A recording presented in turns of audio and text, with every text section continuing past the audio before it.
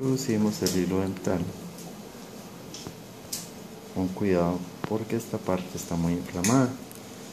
Está inflamada porque no se ha usado el hilo dental correctamente.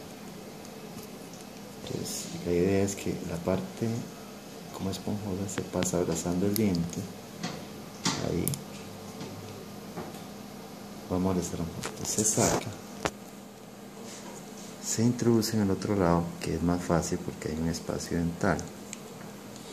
Igual se limpia la superficie de la misma forma, las dos superficies. Y eso se debe hacer este procedimiento en todos los dientes. Ay.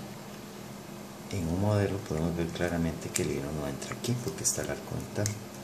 Entonces la idea es que pongamos primero la parte rígida del hilo, enhebremos, y una vez que hemos enhebrado podemos pasar el hilo correctamente para limpiar esta superficie, como abrazando el diente, y la otra superficie también, como abrazando el diente. Esa es la idea más o menos, tal y como lo hicimos en boca, sin lastimar la encía.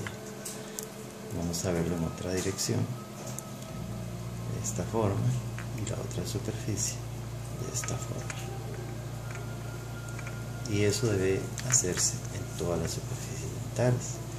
Con la punta rígida se va pasando en todo lado.